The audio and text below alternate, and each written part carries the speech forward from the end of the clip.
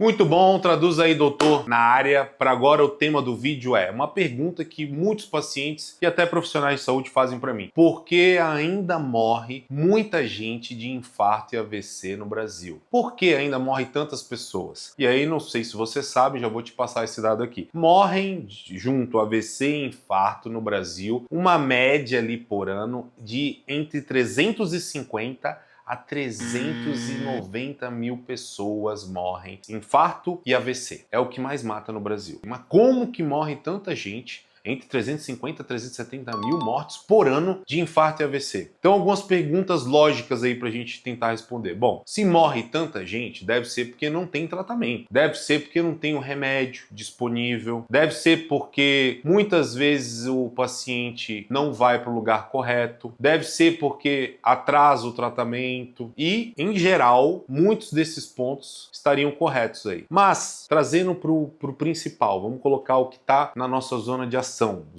ali do profissional de saúde. Existe tratamento? Sim, existe tratamento. Existe o remédio. Existem os remédios e eles estão disponíveis. Vou dizer que praticamente 100% dos locais vai ter o tratamento para infarto e AVC, de maneira geral, vamos colocar assim. Vamos até pegar o infarto aqui, que é um exemplo que não vai ter como não ter, tá? Porque o AVC às vezes vai ter a tomografia necessária e às vezes pode ter uma dificuldade de conseguir chegar nesse lugar que tem a tomografia. Beleza, mas o infarto numa UPA, um pronto-socorro, vai ter o medicamento, o AS, por exemplo, um outro medicamento chamado clopidogrel e o medicamento que é o trombolítico também, em geral, vai ter o eletro, também para ser feito ali. Então, os principais pontos que realmente muda o curso da vida do paciente, muda o fato de tirar ele do risco de morte e trazer ele aqui para uma situação melhor, a gente tem esse medicamento. Então, por que mesmo eu tendo o medicamento, que seria um medicamento adequado, ainda morre muita gente? O medicamento está ali na UPA, o AS, o clopidogrel, o trombolítico, o eletrocardiograma, tudo tem, o médico está ali, o técnico está ali, o enfermeiro está ali, está tudo ali. Por que mesmo assim morre? Então, a resposta ela está em um dado que é um pouco alarmante até. A gente tem uma média de pacientes que são diagnosticados e tratados corretamente muito baixa no Brasil. Essa é a grande questão. Nós temos uma porcentagem, tá? O último dado que eu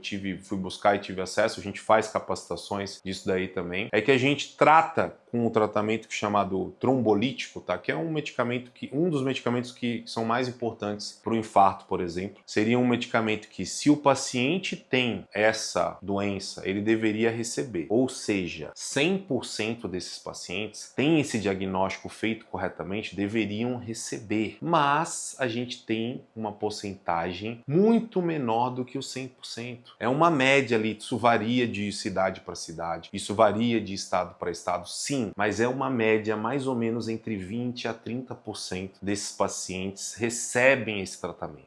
E aí é que tem um grande problema, porque a gente teria que estar tratando muito mais do que isso. No papel deveria ser todo mundo receber o tratamento correto, mas na realidade o que está acontecendo é que mais ou menos ali, ó, entre 20 a 30% é que recebem esse tratamento quando ele realmente necessitaria, ele não recebe. Por que não recebe? Aí entra várias dificuldades. Mas a resposta está justamente nisso. E os desafios são a gente encontrar os problemas e melhorar isso aí. Um deles seria, por exemplo, ter mais capacitações com a equipe, né? Pegar essa turma, essa equipe da UPA, equipe da Sala Vermelha, equipe daquele hospital X, hospital Y e fazer capacitações periódicas. Ó, galera, vamos fazer treinamento de infarto, vamos lembrar como é que faz o diagnóstico, vamos lembrar como é que faz o tratamento. E isso tem que ser feito, chama educação continuada. Tem que ser feito regularmente e ser apurado os dados. Ó, nós estamos tratando tantos por cento, o nosso tempo de tratamento está X, Y. Então, essa é uma medida que pode ser feita e que a gente sabe que não é feito em todo lugar, mas é uma das medidas. Por quê? Porque isso melhora o número de pessoas que são tratadas. Então, a capacitação ela é necessária, tá? Então, isso hoje em dia é possível ser feito, cobre o seu gestor, cobre o seu coordenador médico para que sejam feitas capacitações, vejam quais são os números da sua unidade, né? Sinceramente, quando a gente chega às vezes numa unidade para treinar, muitas vezes não tem nem esses números, que é qual é a porcentagem que eu trato aqui, quantos por cento são um infarto com supra, que é o infarto mais grave, quantos por cento é infarto sem supra, que seria, entre aspas, um pouquinho mais grave. Hoje a gente sabe que nem é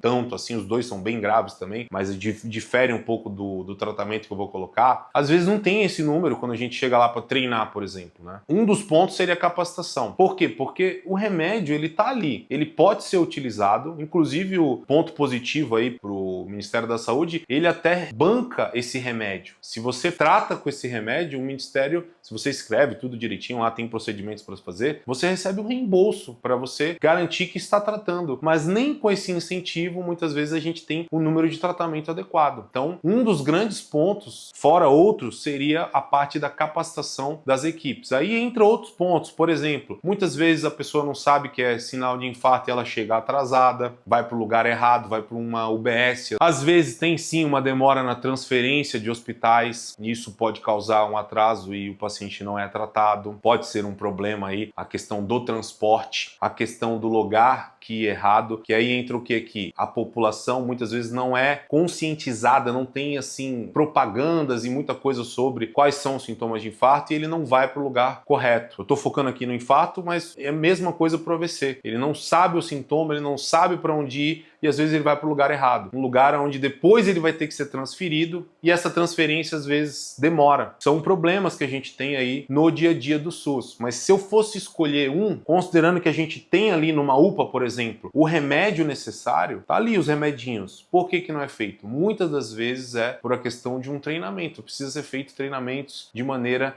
recorrente para que isso melhore os índices. E muitas vezes não tem os índices, que tenha realmente ali um monitoramento. Ó, nós estamos tratando tantos, nosso tempo de tratamento é tanto, nossa porcentagem é tanto. Isso aí é importante, é necessário, é um vídeo de conscientização, é um vídeo que é necessário que você compartilhe aí na sua cidade, onde quer que você esteja, para cobrar também as gestões em saúde, para que a gente melhore cada vez mais o tratamento dessa doença que no Brasil ainda é a que mais mata. Então, fica o recado, compartilhe. Se não curtiu ainda, curte agora que esse é o jeito de você agradecer se essa informação foi útil para você e compartilha nos grupos de WhatsApp com pessoas conhecidas, Facebook, Instagram. E é isso. A gente se encontra na próxima. Bora!